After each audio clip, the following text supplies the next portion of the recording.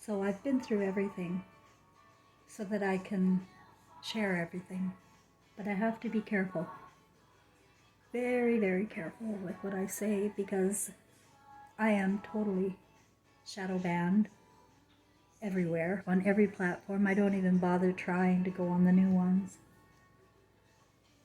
I just put together my videos the best I can with the information I have, and I put it out there. And you know what? It doesn't matter if I get views, because once consciousness comes, you're done. You've got it. You don't have to worry about another thing in the world. And I'm going to tell you why. Consciousness of your own imagination. Consciousness of how your imagination was formed here. Awareness that you're living in a fantasy that is perpetuated by leaders of the world. And they have been leading for 2,600 years. It's about the approximate time. It's when the Garden of Eden was written by some wacko. I mean, the thoughts about the Garden of Eden are quite compelling, and they can put you into a fantasy immediately, thinking about women as being demonized by God. And can you imagine if that seed was planted 2,600 years ago? How far we have come since that first fable was presented as a truth and reality. We've gone insane.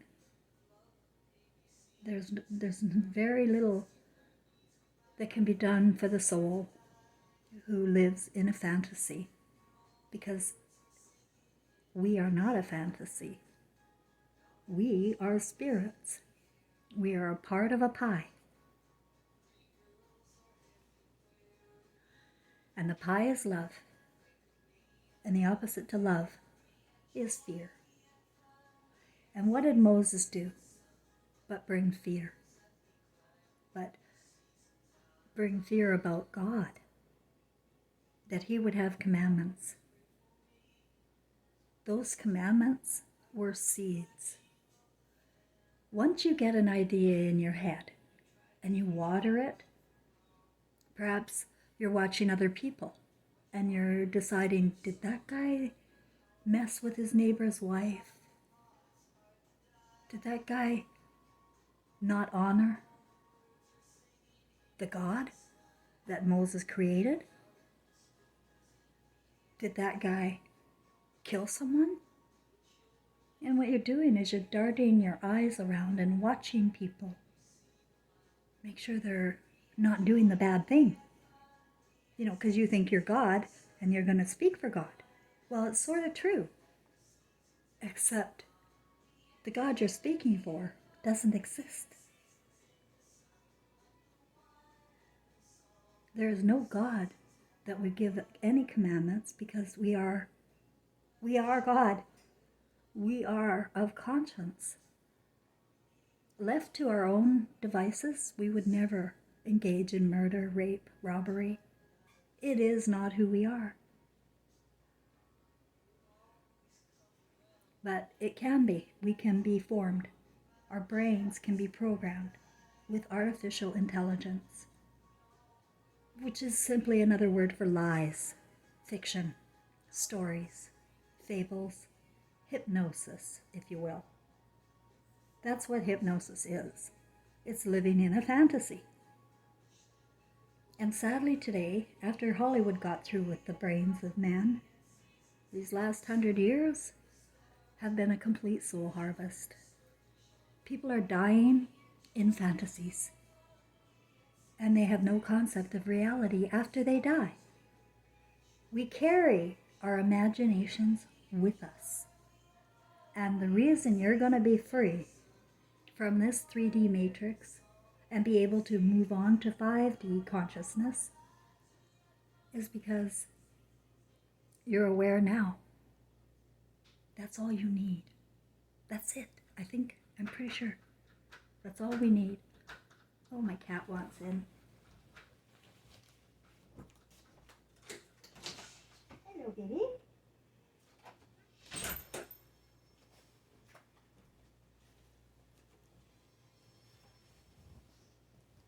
So let me try and explain consciousness and our brains and the imagination and the beams in our eyes. And let me try and help you connect everything so that you just know and you have it in your head.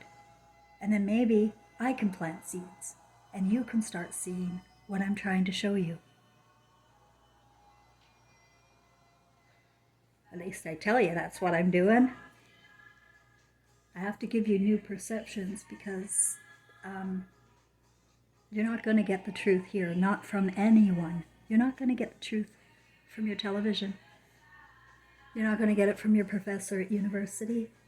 And you're sure not going to get it from your parents. You have to know your own truth. You have to know the truth of what's around you. Do you have the senses to see and hear and feel anymore? Or have they completely removed the senses?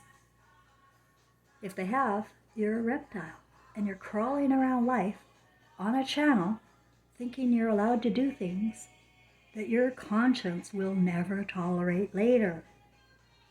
Your conscience won't tolerate you in this trance, especially if you're committing crimes against children and women. Your conscience will not be able to tolerate it. And so I think what happens is we get trapped into the reincarnation trap, as I talked about yesterday. And we have to take on roles and switch roles as who's going to take the abuse. And this matrix, this constant recycling of our imaginations is only because we allow these old textbooks to continue to educate us. We continue to allow television in front of the minds of children and cartoons that show Bambi's mother's head being blown off. And we introduce children to horror movies and we think it's funny, funny, funny, funny.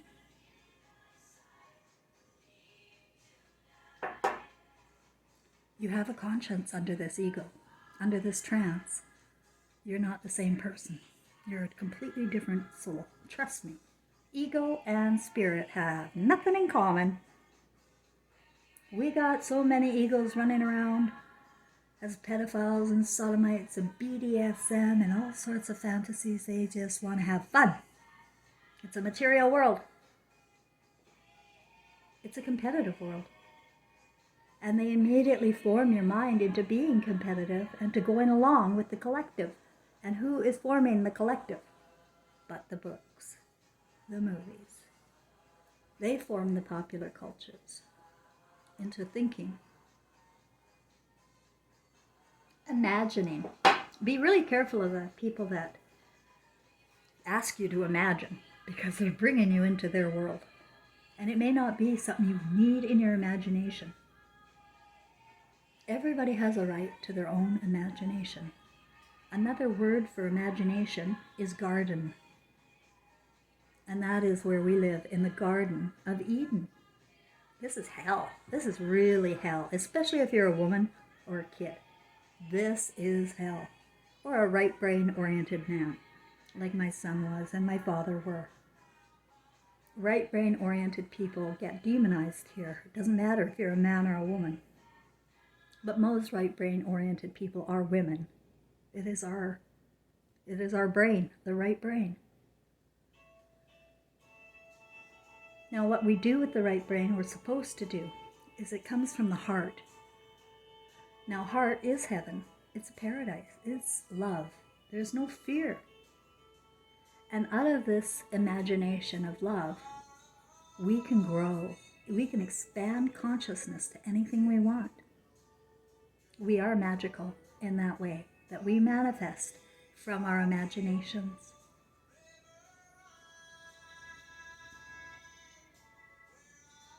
If somebody puts it in your mind to look at something and see something that they see, and you will find it. You will find whatever anybody says. If you believe it, you will see it. If you believe it, you'll see it. And then there's proof and you're done. You'll live in that fantasy forever. So what I'm trying to do is bring consciousness to the reality that we have two genders, not one. And he is not the leader. He is the builder. He can build, but he cannot create. And he never could. And that's why we have a world that is artificial in nature. It is artificial in our thoughts. It's artificial in the way we eat. I had some toast, and I wanted some toast and peaches this morning. I didn't have fresh peaches, so I had these little cups you get in the store, and it says on the, packaging, no sugar added. Well, that's what I always look for. I don't need that sugar, that fake sugar.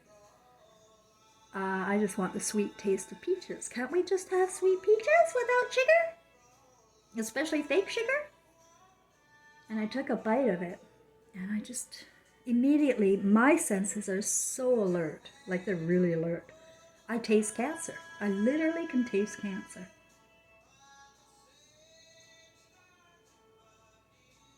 It's imperative people begin to use their own senses to taste, touch, smell, see, and hear correctly. But the only way people can do that is if they use their heart, their feelings, their emotion of love.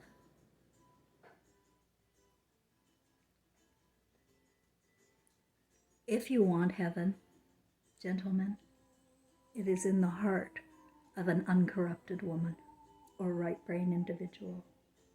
And they're very hard to find. We're competitive and we think we have to be right. And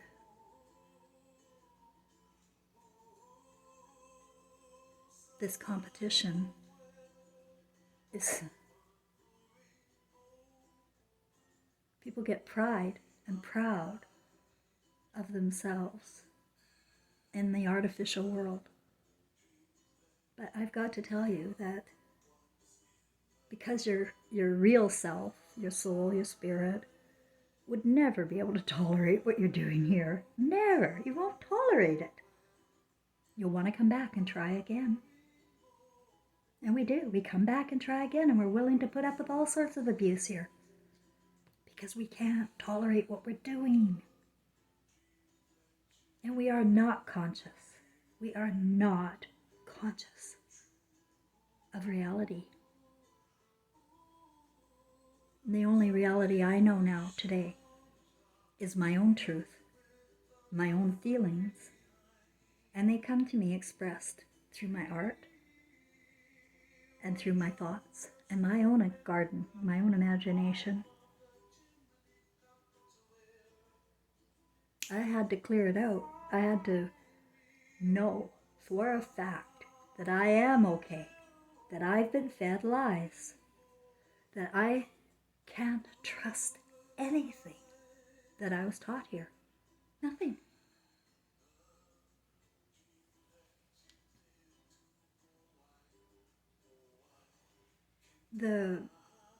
There are people who have made discoveries,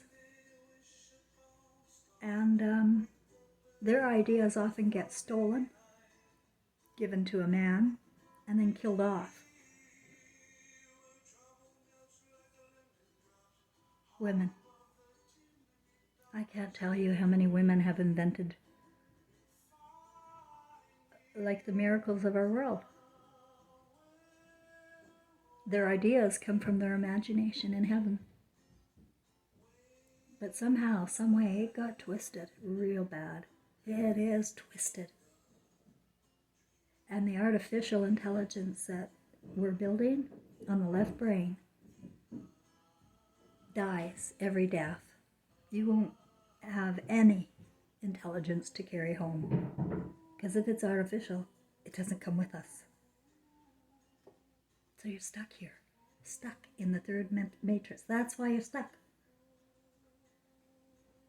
But if your imagination feels yourself correctly and feels love when you look at others, and feels spiritually connected when you look at others, even if they're acting in horrible ways. Like, that's me. I can't see evil in anybody. That's why I have to isolate. I believe everybody. I'm like a kid like that. I've always been the same. My husband, who targeted me because he wanted my boy, and I stayed there for 20 years because I'm that stupid, he said to me, "You have got to be the most naive person I've ever met in my life." He told me that soon after we got married. I took it as a compliment.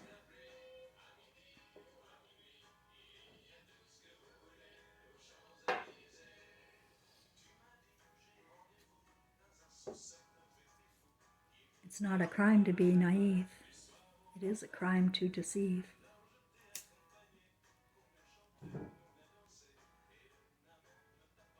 A crime to your soul. You don't have to answer to anybody, guys. Don't worry about it. There's not going to be a scary God looking like a demon trying to punish you. If you lived a life of sin, nope. It's what happened to me. You wake up and you see your movie. Only I woke up before I died, and I see my movie now. I see the whole story. I see little Cheryl Ann Gross Clothes, just a nobody child, born in North Vancouver, failure from day one, failed grade 2, the IQ tests were in grade 1, failed grade 2. And then after my son was born, he was genius. He knew how to read, he knew how to write, he knew how to do math before he went to grade 1. And he was tested, IQ test, grade 1. And grade 2, he was diagnosed with this ADHD disorder that they created. And then you see it. Oh my God, yeah, I see all those symptoms. Wow, that's Trevor. There he is. You little ADHD boy, you poor thing. You've got a disability. Off to the remedial room for you. I was in the remedial room too. I'm going to tell you, the geniuses are in your remedial rooms. They really are.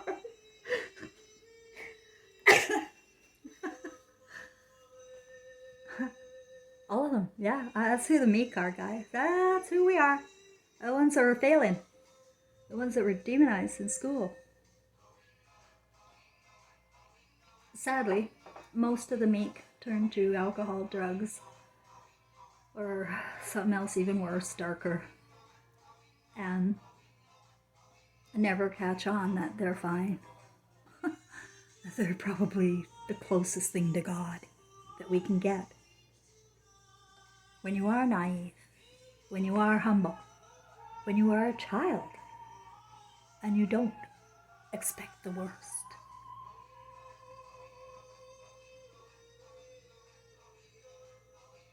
You don't imagine the worst. I never imagined the worst. What I did my whole life was I sensed the worst. Like in the music and the movies and the books I was reading. Even though I was a sleepwalker like everybody else, my senses were alert, and I had problems my whole life with all of these things. The popular culture, the music. I just never really got along. And I was mocked by my family and friends. Because when you're in a group situation and you're in a collective, I guess you feel pretty good, being right with the others and looking at that little donkey girl over there talking about music, stealing your souls. It's easier to hurt me, and hurt me you did. So after I had the life of lies in 2016, I was visited by the beings of light and my deceased son, who told me who I was and what I'm doing here and why I did everything I did in my life. And it all makes perfect sense. My story is a beautiful story. It's the most incredible story. And I can't wait to take my imagination home. Because my imagination is still heaven. Yep, I'm in heaven here, guys. And I still see all the love through you until I die. Until I die. I will love you until I die. Because then I see all. All of us do. We are not stupid. And we've got more eyes than you can even imagine we have eyes. We have eyes on every part of our body. We know everything when we're in Christ consciousness. And I was sent to Quebec City by my guides to protect me while I do these little videos in an unprofessional manner to try and get people to see Christ now, before you die.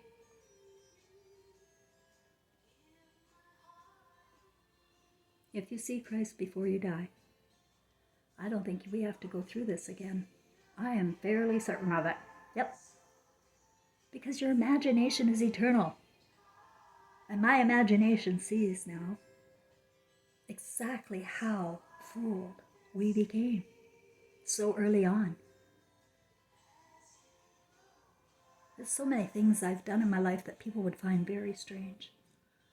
Like I went to Egypt, and what a cesspool that is. I was in Sharm el-Sheikh first. I went to Alexandria. I had no idea why. I was running away. I went for 7 or 8 weeks. And I gotta tell you, it was hell there.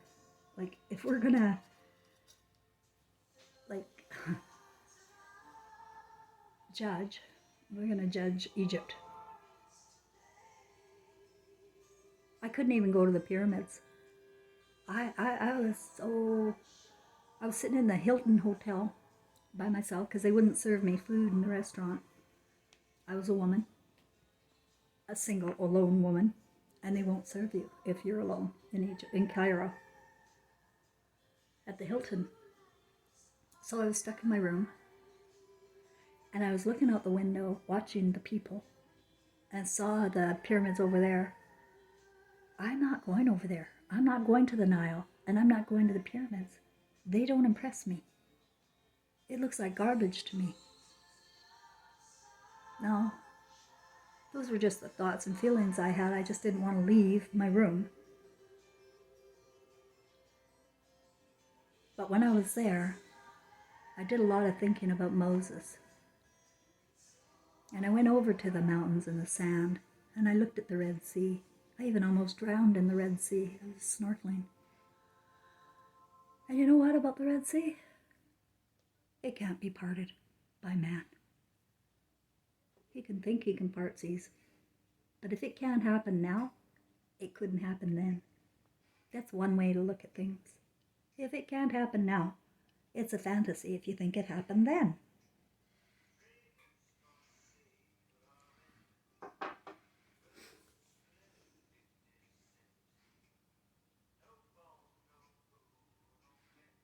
And when I was over in Athens, Greece, oh my God, there's another doom and gloom place. It's the people are zombies. They're zombies already. They're gone. And they can't be trusted. They're in an imagination. They're in a fairy tale. And they're just marching to that drum forever. And so they will forever until, I guess, their heart shrivels up and they have nowhere to go.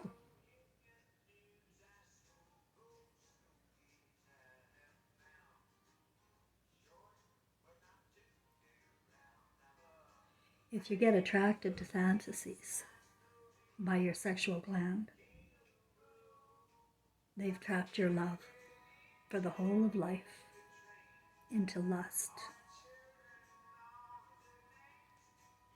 And you know, it gets me that people all read the same verses in the same Bibles and the same sort of messages constantly sent. You're nothing, God is better. You're nothing, God is better. God's gonna judge you. You're not nothing. You're a genius. But you turned your will and lives over to the care of the authorities. Here. Well, you were encouraged through your parents or through the forming of the brain. And you probably went to sleep around 3 to 5 years old. And you've been either going along with the popular cultures and doing things against your will in this trance, or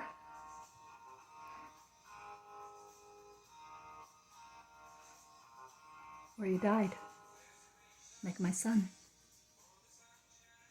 He couldn't take it here. Well, I guess not. Look at who I married. In my awakening, I can see what I did to my child. And thank me, God, that I can work through my feelings and emotional disturbances over what I neglected in being naive, in being willing to believe the authorities and other people over my own senses. Because my first year of marriage, I woke up in the middle of the night, I can't tell you how many times, just shaking, just vibrating with intuition about my husband. He's my ex now. But I had these horrible feelings about him and my son. What is this? Where is this coming from? And then it reminded me of my stupidity when I told my mother about my stepfather molesting me. And I know how that goes. It does not go over well. And I was demonized in that family completely. I don't know who my stepfather really is. He could be the highway of tears guy, in all honesty. He could be. He's a truck driver, always drove to Alaska. And after he molested me, in my early puberty days, I seemed to meet a lot of men, older men. And I was a stupid child that anybody who showed me any little love, I went with. I just went with it. Because I'm a heart, right? I need love. And that's what I did. I probably had 100 guys before I was 19. I told you I'd be honest. I see my life. I see it. And I'm not going to hide it. I'm not going to tell you I'm somebody else. That's not going to help me in my consciousness.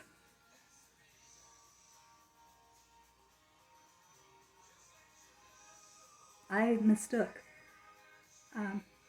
love for lust. And I realize in my awakening today that words are nothing. Words mean nothing unless they come with emotion. And if you can't sense the emotion in a person, then they're just a standing robot programmed to do something very bad. They got something in their mind, something they want from you.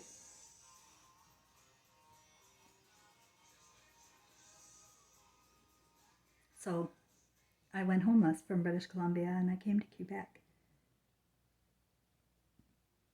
And I was in PTSD, and I really probably was wrong a lot about ideas that were coming to me.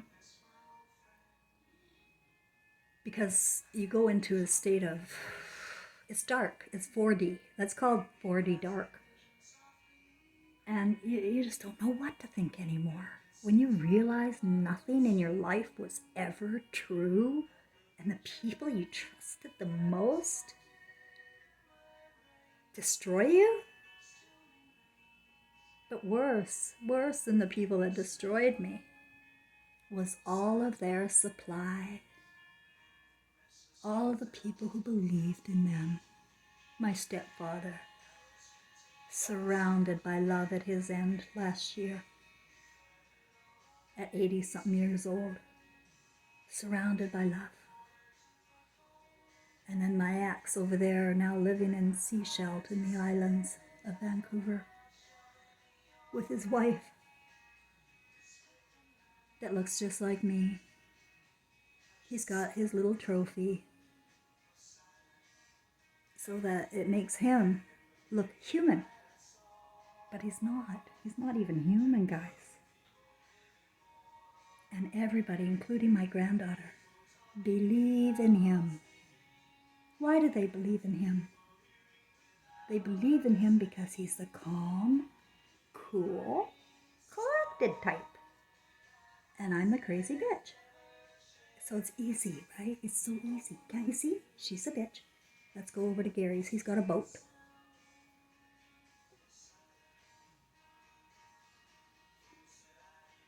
So what I'm saying is, know what's in your imagination now. Know what you lived, how you were, and how other people treated you. Realize with real eyes what is going on here. Because if you can do that, if you can get, like I had to do a lot of work, like honest, the tears and the emotional pain I've been in here was probably just another thing for me to share, that will happen, that we need a baptism of tears like you wouldn't believe. Because you know what? Jesus didn't say, God, why did you forsake me? He said to the masses, why did you forsake me? Because he was giving you the same information I'm giving you about your imagination and the manifestation of life. That is Christ conscious. Now when he's killed, he's going to be reborn, and he was, twice more that I know of. But neither time did he become Christ conscious again. Because you can be turned, like your mind, your brains are, when you're born, you only have a right brain of emotion, of love, and a clean imagination. It comes from heaven. And you're supposed to build the left brain based on your imagination from heaven. But only the women really carry that colorful place of paradise, of heart, of comfort and joy. Really, women are the ones that carry that. But men don't listen to women. She's crazy. She's not calm, cool, and collected, and reasonable, logical. She lives in fantasy.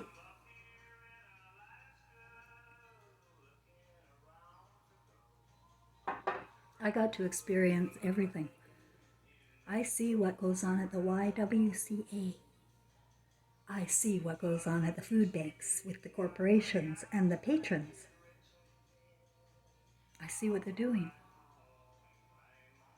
at the hospitals. I see what they're doing on the television to our brains. I see a lot of pride in all of this, as if you're getting somewhere. No?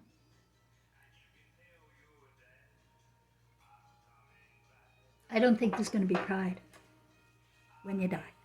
Let me put it that way. I think most people are going to be reborn. And probably reborn even worse than where we are right now. Where you'll be immediately placed. Instead of waiting until your mother puts you in daycare, you'll just be taken from mother and put over there in some institution to be raised.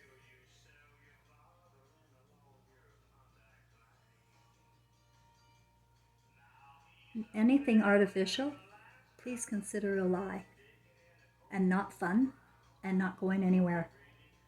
Because the mind is growing here. It is. It's really growing dark. Darker and darker and darker. But it can be flipped with consciousness. And that's why even if I only have 100 views or whatever, 100 people hear me, I have a feeling that I am connecting with some people. And if more people are aware of the power of the imagination and the manifestation of life with belief, it's when you believe in the fantasy that you will manifest it. That's why you're given the books, right? Because they know 1984, you're going to manifest it. Just like my dad manifested Rebel Without a Cause, and my grandfather manifested To Kill a Mockingbird. These are the texts that the popular cultures are reading. All of them. Everybody reads the same books. Isn't that stupid? So we're not getting new ideas. We're not getting anything from our own consciousness of Christ. Nothing heavenly. And I know men miss women. They miss their mothers. And I'm just saying, if you love your mother and you wish you had a mother that could love you and allow you to live free of fear, then that's all we need. We need a mother. But the mother here is very dark. I wrote the book.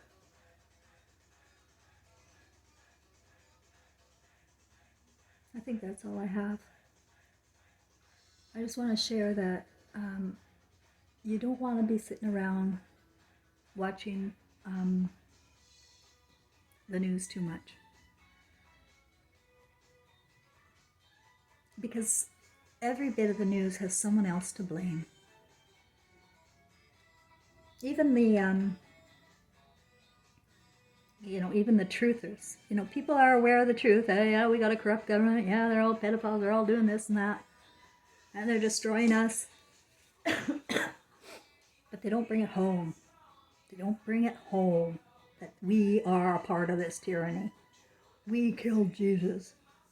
I killed my son. There is no doubt. Thank me, God, that I see it now, because I know if I had carried this fake life and I saw it after I died, I'd either want to cast myself into hell or be reborn and try and fix it. Karma.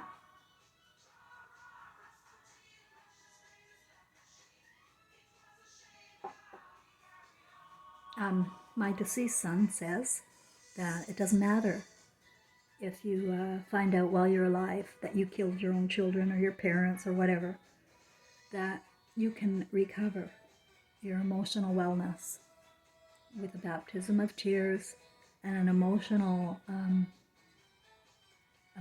talk with your deceased loved ones, because we don't die. And the only thing they can hear on the other side, listen carefully, the only thing they can hear on the other side are your emotions, the emotions of their loved ones. And they can hear and feel and communicate with you in telepathy, which is our first language. Telepathy is a powerful way of knowing who is around you. But more than telepathy, you have to trust your telepathy. Now that's hard if you're talking to spirits. It's very hard, because I was raised here too. It's not easy sitting here believing some of the things I've come up with, just crazy talk. But I've been able to weed through the crazy talk and narrow down where I rest in this whole big world. I come as a messenger of truth. I had to go through everything. I'm aware of my life. I'm aware of where we're going off rails.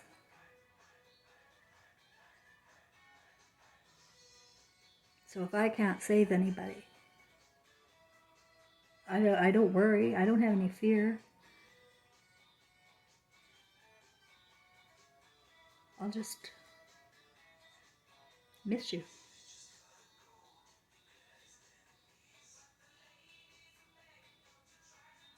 But I don't really have feelings anymore about, like, I don't have pain for people anymore.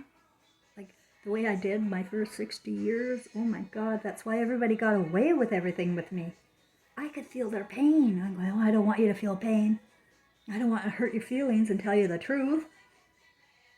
So I withhold the truth and I don't let you feel pain. And mothers have to let their children feel pain, with the truth. Like if a kid came home and started talking like an idiot, something he picked up on the streets or at school or in cartoons, you gotta tell the child that's fantasy. And you never introduce Santa Claus. You never introduce fiction to a child because they cannot tell the difference between fantasy and reality. They live in heaven. And what you're introducing is hell. And they will imagine hell and manifest hell. Here we are.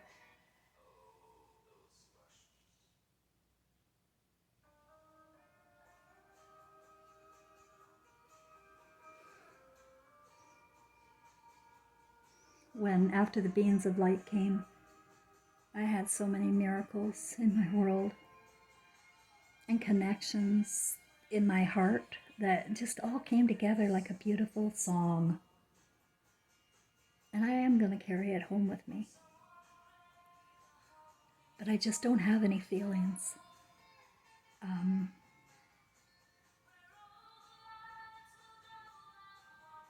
I just don't have feelings for people that support the evil. I don't, like my sister, my granddaughter. Like, I just, no. This is something I cannot forgive. And I see it now before I die. I just gotta say, I don't love you anymore. And I have a feeling that's what's gonna happen to a lot of people. If you're a liar and a pervert and you support evil, or you're just a blind bat, it's going to show in your life.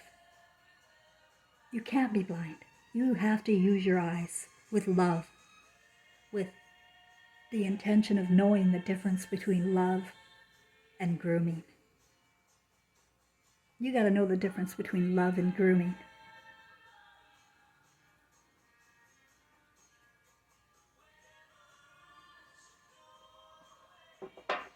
Because I think they're gone already anyway. Maybe that's why. I think they're gone already. They're in the dark. They're in 4 or 3D, staying there happy as, I don't know, they're happy. My granddaughter seems happy. Everybody seems happy. They're going along in the motion without emotion. I can't tell you how sorrowful it makes me while I'm alive. But I don't think I'll really care after. I hope not. But right now, live in love.